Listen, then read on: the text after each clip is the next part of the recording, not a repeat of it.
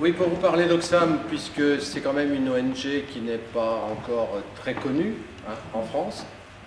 Elle existe depuis 2006, mais elle a pris la suite d'une association qui existe depuis 1988 et qui s'appelait Agir ici, dont vous avez encore des documents qui parlent d'Oxfam France, Agir ici.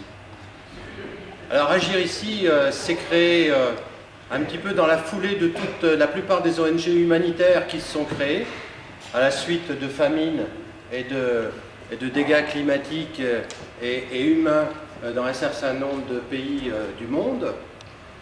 C'est la grande période de création de ces associations. Et une quinzaine de personnes, dans la foulée de René Dumont, pour certains qui peuvent le connaître, qui était un agronome tiers-mondiste, mais aussi de Christian Delorme, qui était un prêtre des Minguettes dans la banlieue de Lyon, d'Albert Jacquard, biologiste généticien, ou Jean Orange, qui était un avocat fiscaliste qui intervenait à différents niveaux pour défendre des causes parfois difficilement défendables. Et donc ils ont créé cette association pour dire, bon, aider quand il y a des catastrophes, aider les personnes, c'est une chose indispensable, mais il faut travailler aussi sur les causes. Et il faut essayer de faire en sorte que les politiques, que les décideurs politiques, que les décideurs économiques, que les décideurs financiers changent leur comportement pour que ces développements puissent se faire au mieux, notamment dans les pays du Sud.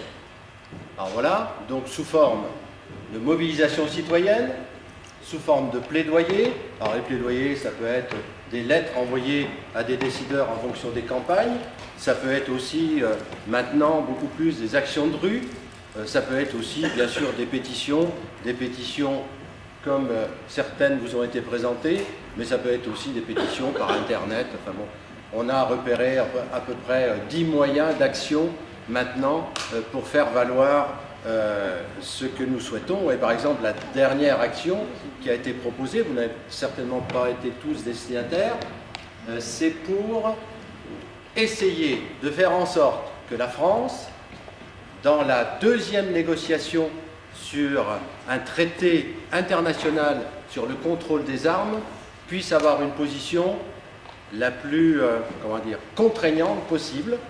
Et donc ça a été fait par Twitter. Moi je ne sais pas faire, mais il y en a plein, je suppose qu'il y a plein d'autres gens qui ont su le faire.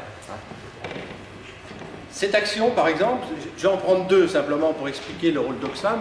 Celle-ci, alors vous l'avez là, alors c'est ce que nous avions, et un certain nombre de personnes ici étaient sur la place de la Libération le 23 juin 2012, pour dire un traité pour réguler le commerce des armes. Et dans notre plaidoyer, c'était un traité contraignant pour réguler les armes du pistolet au tank, pour simplifier, puisqu'il y a un traité international sur les armes nucléaires, mais il n'y en a pas sur les autres, et que la réglementation, par exemple, est plus contraignante pour des jouets ou pour des transferts de nourriture, ce qui paraît logique, que pour les armes, qui est beaucoup moins contraignant. Et donc, après une campagne qui avait eu lieu en 1998, en 2003 et en 2006, l'ONU avait accepté d'engager l'écriture, la proposition d'un traité sur le commerce des armes. Donc, nous étions mobilisés pour faire en sorte que l'ONU, qui avait 3 semaines de négociations dans le courant du mois de juillet 2012, avance sur ce traité. Ça n'a pas pu se faire parce que les États-Unis ont demandé à ce qu'on stoppe la réflexion compte tenu de leurs échéances électorales. Et donc, décision a été prise que ce traité soit remis sur le chantier du 18 au 28 mars, là, à partir de lundi, et jusqu'au 28. Donc, on souhaitait qu'il y ait à nouveau une information et une pression sur la France pour que, au moment des négociations la semaine prochaine, enfin sur 10 jours, on puisse aller le plus loin possible. Parce que compte tenu des événements internationaux, vous vous doutez que ce n'est pas si facile que ça. j'ai besoin de vous parler. Je ne parle même pas du Mali, mais tout ce qui se passe autour de la Syrie, hein, et des positions par rapport à la Syrie, pour arriver à obtenir qu'il y ait un traité contraignant où on sache qui vend à qui et pourquoi faire, c'est pas évident, et pas simplement des armes, mais aussi des munitions et des systèmes de sécurité, par exemple. Voilà un exemple. Et puis l'exemple de la campagne qui a démarré à partir du mois de septembre et qui se continue, c'est la campagne pour que la nourriture ne soit pas l'objet, alors comment je vais expliquer, de deux façons, un moyen de pression et un moyen de gagner de l'argent. Moyen de pression, si on ne développe pas suffisamment la nourriture dans un certain nombre de pays qui vont faire des nourritures, des produits agricoles d'exportation pour renflouer le budget de leur pays, au détriment de production de nourriture vivrière pour nourrir la population. Ça, c'est tout ce qui tourne autour de l'accaparement des terres, autour de l'agriculture intensive, alors que l'on prône l'agriculture familiale, et eux-mêmes qui participent à la promotion de l'agriculture familiale et respectueuse de l'environnement, disent qu'ils sont tout à fait capables de nourrir la population. Donc il y a tous ces éléments-là. Et là, la campagne actuelle, que vous avez vue sur la table tout à l'heure, qui est « Banque, la faim leur profite bien ». Alors, je vais être caricatural. Je ne suis pas sûr que je sois tout à fait au top de toutes les données techniques, hein, de cette affaire, mais jusqu'à maintenant, depuis un certain nombre d'années, une dizaine d'années je crois, les banques avaient la possibilité de faire ce qu'ils appellent le marché à terme, c'est-à-dire qu'ils achetaient des produits de la nourriture pour 3 mois, 6 mois, etc. Ils anticipaient. Et c'était un moyen de réguler les prix, et notamment par rapport à des pénuries qui peuvent se produire. Et donc les prix étaient d'une certaine façon lissés, pour simplifier. Et puis, bah oui, ça rapporte pas trop. C'est surtout une affaire d'industriels, de producteurs, etc. Et donc, un certain nombre de banques du monde ont créé ce qu'ils appellent des fonds indiciels. C'est-à-dire qu'ils peuvent très bien vous vendre, hein, nous vendre, hein, un produit financier en disant « mais ce produit, il est indexé sur les prix agricoles ». Mais dans ce cas-là, les prix, eh bien, c'est en fonction non seulement du marché, mais de ce qu'on pense que le marché va pouvoir vendre ces produits. Donc en fait, ils deviennent spéculatifs.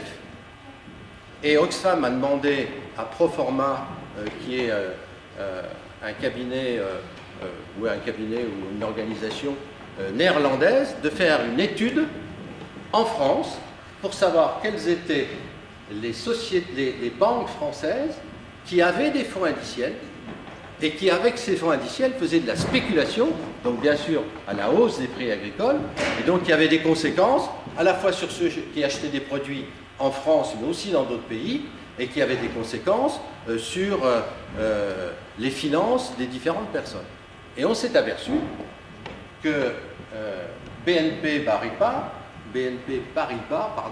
avait 10 fonds indiciels, dont 3 sous leur responsabilité propre, et d'autres avec d'autres banques européennes ou internationales, que le Crédit Agricole en avait 5, que la Caisse d'épargne et la Banque Populaire en avait 1, que, j'ai oublié, la Société Générale en avait 5.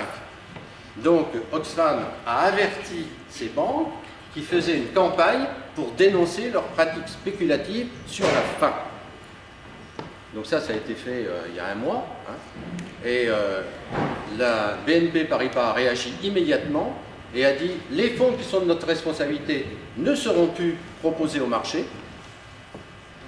Le Crédit Agricole a dit « nous, il faut nous laisser un peu de temps, mais on va le faire ». Et la Société Générale n'a rien fait. Donc il y a encore du boulot, on a encore à faire pression. Voilà comment fonctionne Oxfam France. Donc, mobilisation citoyenne pour avoir du poids, hein, intervention auprès des décideurs, hein, et donc pour ça, il faut être indépendant.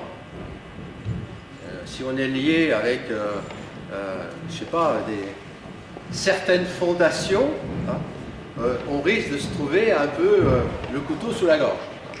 Et donc le trail walker, c'est si tu veux la liaison, hein, est un moyen pour Oxfam d'avoir de l'argent pour faire fonctionner les personnes qui jouent ce rôle, hein, auprès des décideurs pour que ça bouge. Voilà, rapidement, mais je pourrais vous en dire plus après.